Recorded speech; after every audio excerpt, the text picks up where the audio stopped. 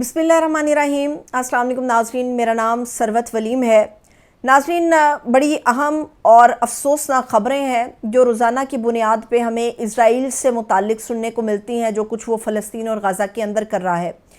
कल यानी कि गुज़श्ता 24 घंटों में अंदाज़े के मुताबिक कम अज़ कम जो एक नंबर है वो 50 फ़लस्तीनियों का है जिनको शहीद कर दिया गया,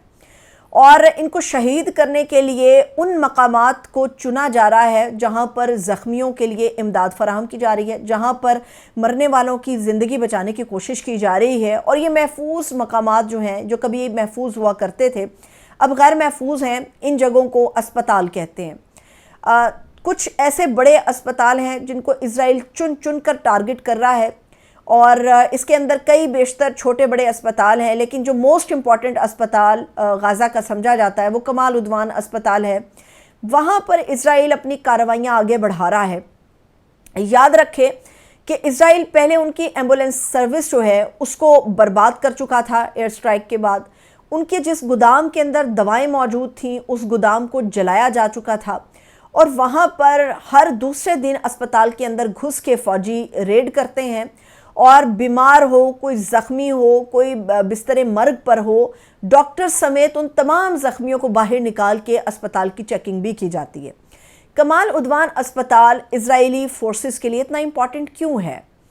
इसके अंदर एक अहम स्टोरी है, और इससे मुतालिक एक अहम वीडियो हमारे सामने आई है, जिससे हमें ये अंदाज़ा होता है कि क्यों आखिर कमाल उद्वान अस्पताल इज़राइली फ़ौजियों के लिए एक ऐसा मकाम है जिसको हर दूसरे घंटे के अंदर वो सर्च करते हैं।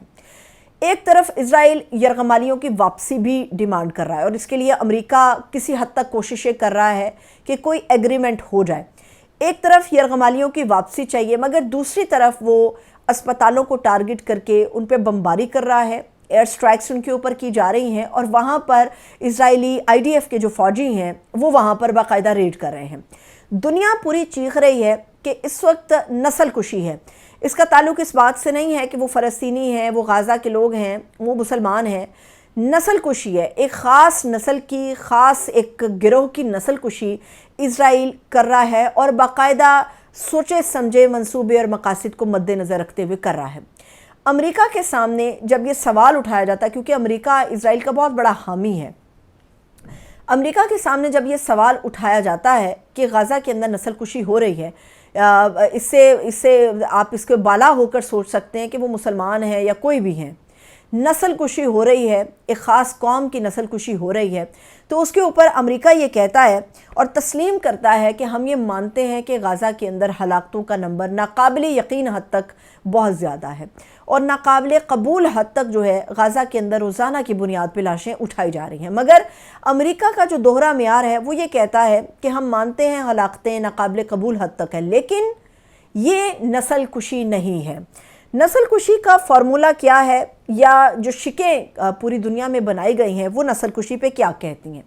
1948 की नस्ल कुशी के कन्वेंशन के तहत कानून क्या कहता है, जिसको अमेरिका बहादुर मानता नहीं है, लेकिन ये कानून है।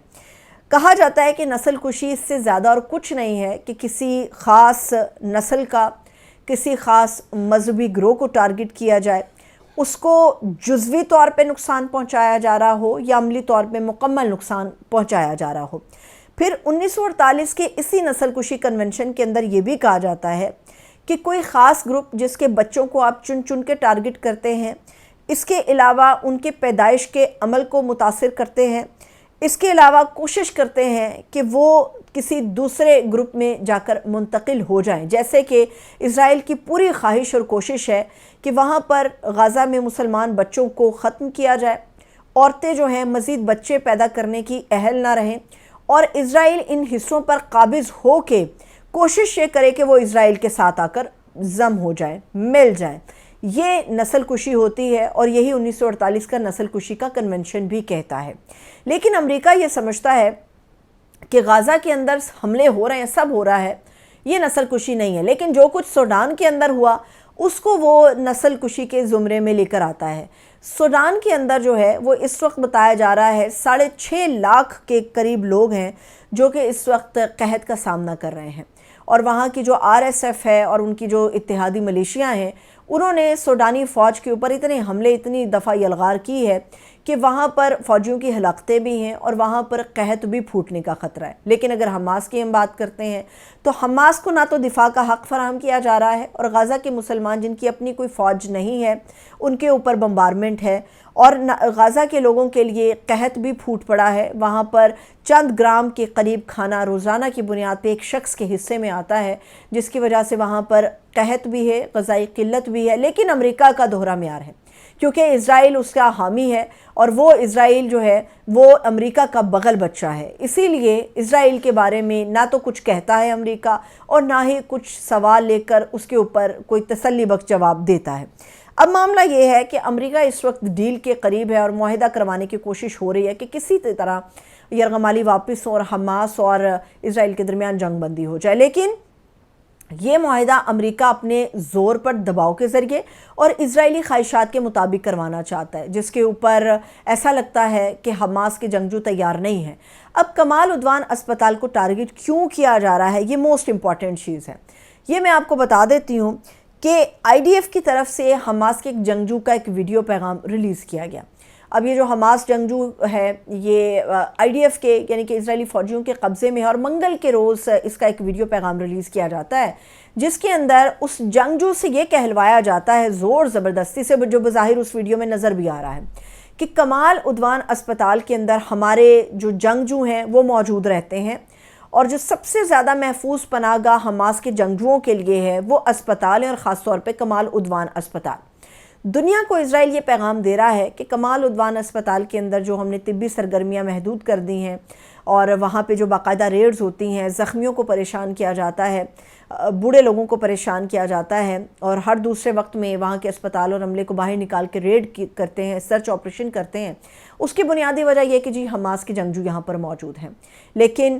دنیا جو ہے، اور خاص طور پہ جو تنظیمیں ہیں، جو این جی اوز ہیں، وہ اس بات کو بخوبی جانتی بھی ہیں اور مسلسل اپنی ذمہ داری پوری کرتے ہوئے رپورٹ بھی کر رہی ہیں کہ اسرائیل صرف ایک جال بن رہا ہے، اور اس جال کے ذریعے وہ اس تمام چیزوں کو ڈھانچے کے اندر، برباد ڈھانچے کے اندر تبدیل کرنا چاہتا ہے، جو کسی بھی طرح غزہ کے لوگوں کو کوئی ریلیف فراہم کر رہے ہیں۔ یہی وجہ ہے کہ نہ تو طبی امداد آگے آنے دی جا رہی ہے، نہ ہی غزہ کو آگے پرووائڈ کرنے کا موقع دیا جا رہا ہے، اور اگر کچھ نہیں بن پڑتا اسرائیل سے تو جو غزائی ٹرک ہیں جو امدادی سامان لے کر آتے ہیں، یا تو ان قافلوں کے اوپر بمبارمنٹ کر دی جاتی ہے، اور یا ان قافلوں کو ایسے راستوں پر بھیج دیا جاتا ہے اسرائیلی فورسز کی طرف سے جہاں پر وہ سامان ڈاکہ زنی کی زد میں آ جاتا ہے، وہاں پر اس سامان کو چرا لیا جاتا ہے، اور وہاں پر جو ڈرائیورز ہیں اور جو قافلے کے ساتھ موجود غزہ کے ریسکیو ٹیموں کے لوگ ہوتے ہیں ان کو قتل کر دیا جاتا ہے۔ اسرائیل یہ اس وقت سوچ رہا ہے کہ لوگوں کے پریشر کو ابزارب کرنے کے لیے یہ بڑا ضروری ہو گیا ہے کہ یہ معاہدہ جتنا جلدی ہو سکے کر لیا جائے، لیکن حماس یہ سمجھتا ہے کہ ساری ذمہ داری وہ اپنے کندھوں پر اٹھا کر اسرائیل کی خواہشات کے مطابق امریکہ کے دباؤ میں یہ معاہدہ نہیں کرے گا۔ امید ہے کہ آئندہ آنے والے دنوں میں کوئی نہ کوئی سیز فائر ہمیں حماس اور آئی ڈی ایف کے درمیان نظر آئے گا، لیکن یہ امیدیں اتنی روشن نہیں ہیں کہ ہم یہ کہیں کہ مستقل بنیادوں پر ایسا ہو سکے گا۔ اجازت دیجیے، اپنا بہت سا خیال رکھیے، خدا حافظ۔